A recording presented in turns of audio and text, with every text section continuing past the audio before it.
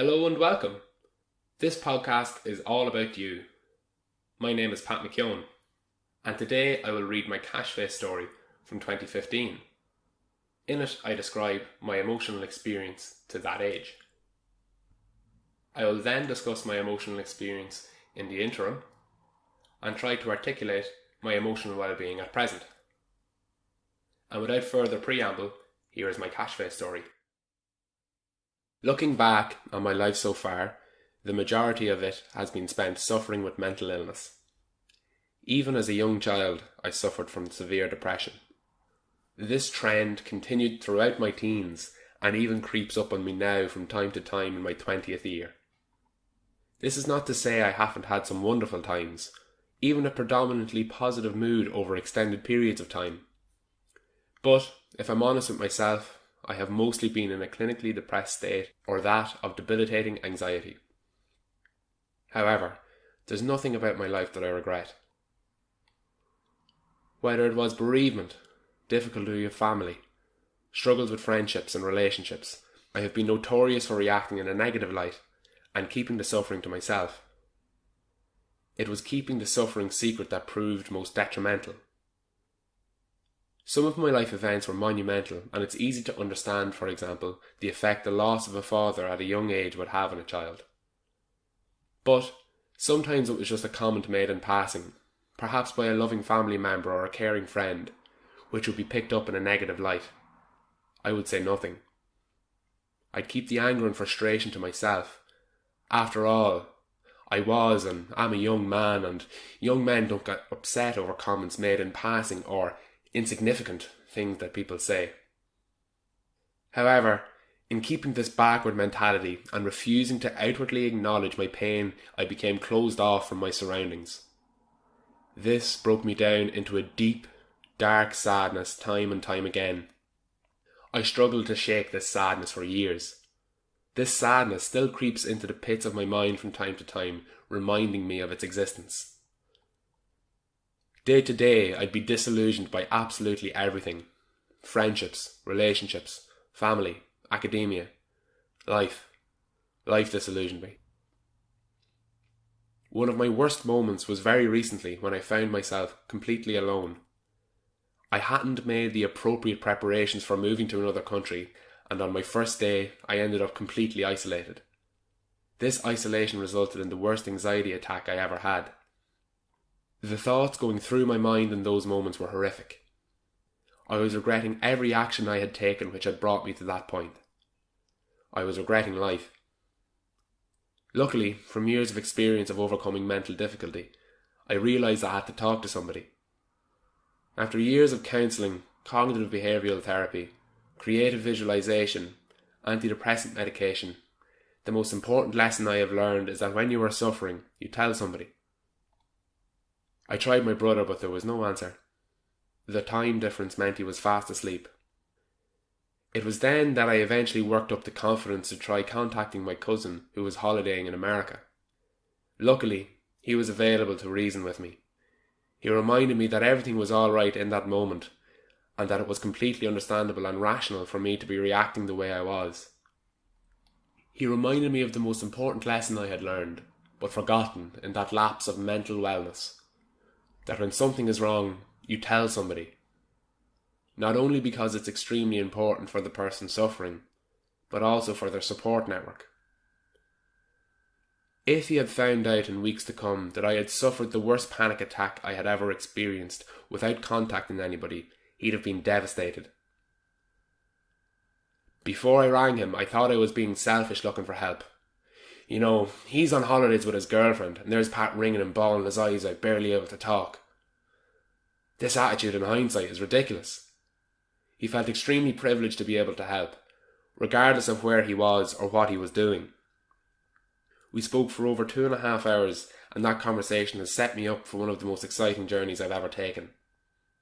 I mentioned how I have absolutely no regrets. All the suffering I have endured through whatever circumstances has helped define my character and who I am today. Without this suffering, I would not have the emotional intelligence to be able to help others when they are going through similar struggles I have gone through.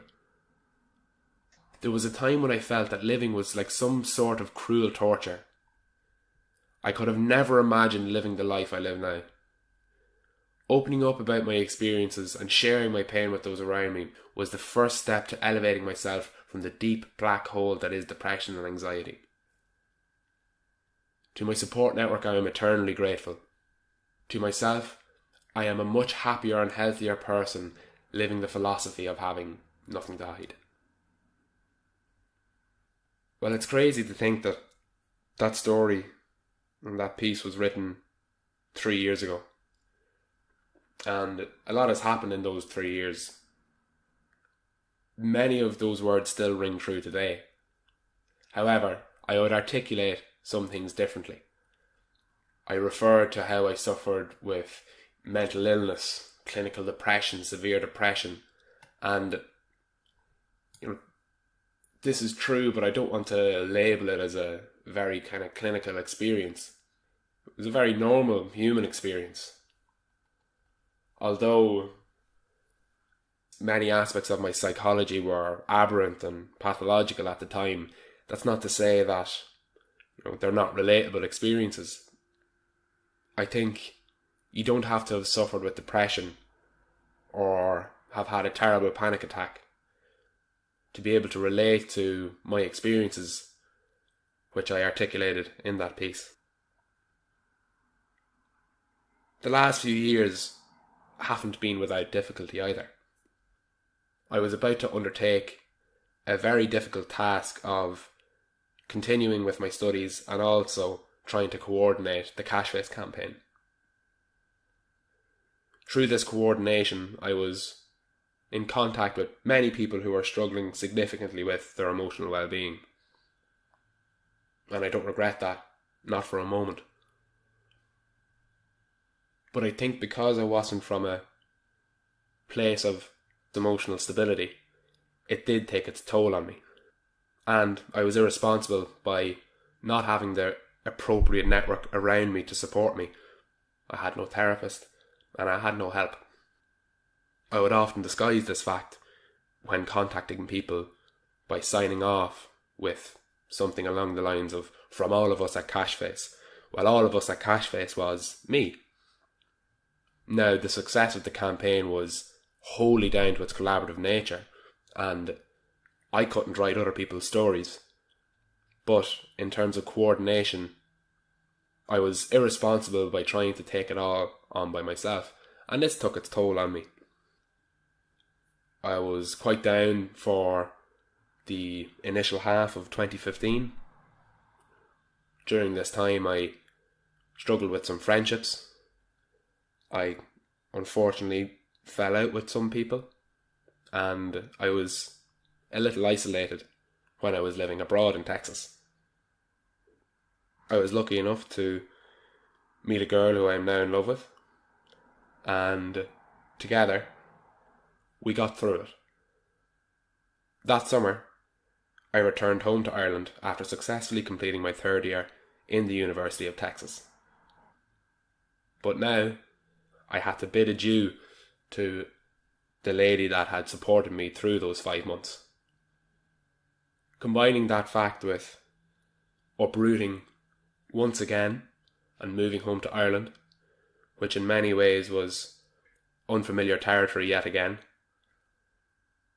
I ended up being very, very, very down. This time, I found myself struggling with a suicidal ideation. Even as I say those words, it sounds very clinical. Basically, I was struggling with life and I was thinking about ending my life. These suicidal thoughts seemed to turn into more actionable ideas as time progressed, despite the fact that I had made a promise to myself in earlier life that I would never, ever take my own life. Disobeying my own philosophy of having nothing to hide, I suffered in silence and didn't tell anybody for a long time, until eventually I broke down and talked to my brother. Like every story of mine which leads on the path to emotional well-being and emotional stability. It was this disclosure that marked the beginning of becoming better again. Both he and a very dear friend of mine took very good care of me that day. I was brought home, and with my mother and my family, we arranged for me to attend Pieta House. I was disillusioned after my initial consultation. I didn't think it would help. I was very nervous. I was very scared and fearful. Although my initial experience didn't leave me with much hope, I decided I would go back. I knew I needed proper help. Thankfully, I did go back because I had 10 sessions with an absolutely fantastic therapist who helped me significantly understand my emotions better and how to manage them better. With her, I expressed myself and found refuge. My final year in college was very difficult academically and very stressful, like anyone's final year in college is. But with my time in Pieta House under my belt, I was ready to overcome anything. I graduated, and that summer I moved to Portland, Oregon in America, and I was reunited with my girlfriend once more. I had a very fun summer and saw lots of wonderful places. Of course, it was not without its stresses, but ultimately my emotional experience was a far cry from the previous year. This brings me to September 2016. I returned home from Portland and I was to be in Ireland for a couple of months, coordinating my next adventure to Australia. I was very excited to leave, to see what I thought were greener pastures, and on November 25th I moved to Brisbane, Queensland. Ironically, there was less work in Brisbane than there was in Ireland. Despite only working 3 of the 8 months I spent there, I had a very fulfilling experience. I rediscovered reading. I was listening to lots of podcasts. I was studying my own mind and psychology and further neuroscience. I started to meditate. And although in financial difficulty, I was emotionally flourishing. I was developing my intellect by developing a greater understanding of my emotional being. I was so proud of myself that despite all the professional difficulty, trying to find work, doing random odd jobs, I was very emotionally happy, which made me realise that despite circumstances, I have the ability to be very well. From Brisbane, I moved to Sydney, and there I started working with the Australian Red Cross Blood Service. Here, I developed my ideas for the You and You Face campaign further, and decided I was going to start my own podcast called All About You. My first podcast was to be my Cashface Story, followed by a discussion of the interim. And here I am now, sitting in front of a microphone, speaking off the top of my mind. I'm excited to have discussions with ex-Cashfacers who wrote their Cashface story and talk about how they've been and their present experiences. It is through conversation that we can affect the most change. Thank you for listening. If you have any comments or questions, I'd love to hear them. And I hope to see you next time. This podcast has been all about you. By sharing my own experiences, I wish to inform your emotional well-being. And future episodes will feature conversations with other people where we will discuss their emotional well-being. Through sharing our experiences, we can become more informed about ourselves.